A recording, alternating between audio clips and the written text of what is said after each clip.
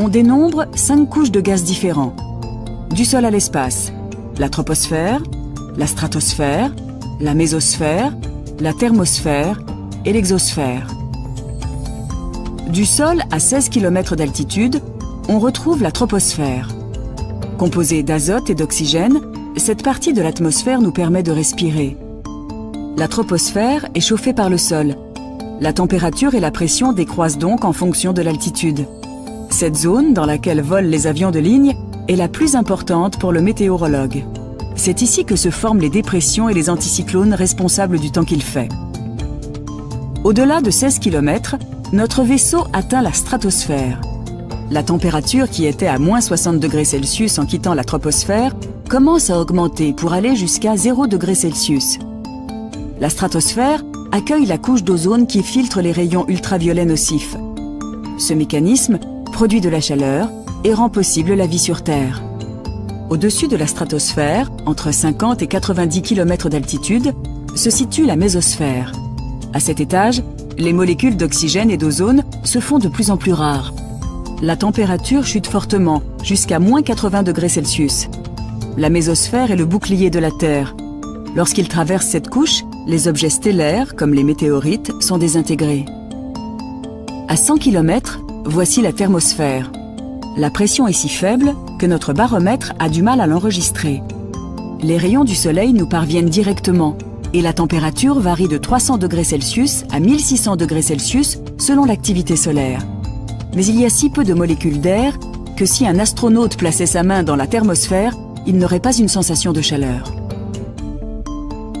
Entre 350 et 5000 km se trouve l'extrême limite de l'atmosphère, l'exosphère. C'est dans cette zone que la plupart des satellites sont placés en orbite. À cette altitude, il ne reste que quelques molécules d'hydrogène mélangées au vide de l'espace. À 5000 km, notre vaisseau a atteint les confins de notre atmosphère.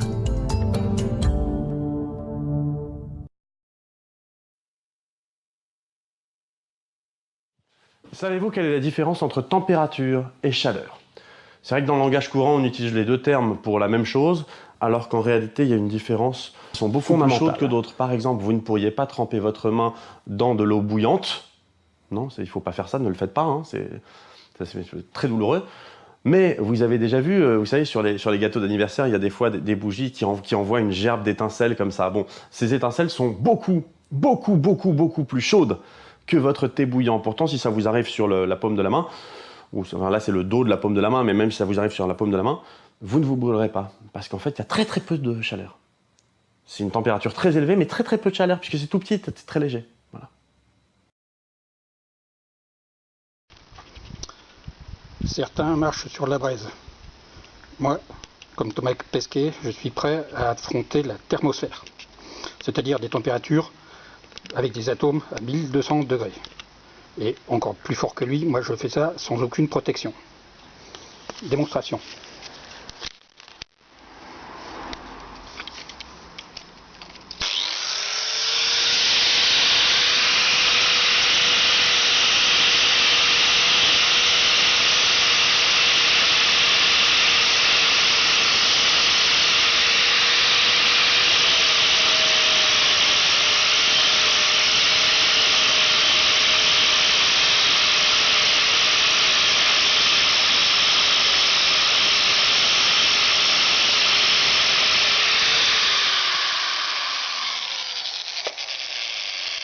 Il me semble que la démonstration est faite, que l'ISS peut supporter la thermosphère.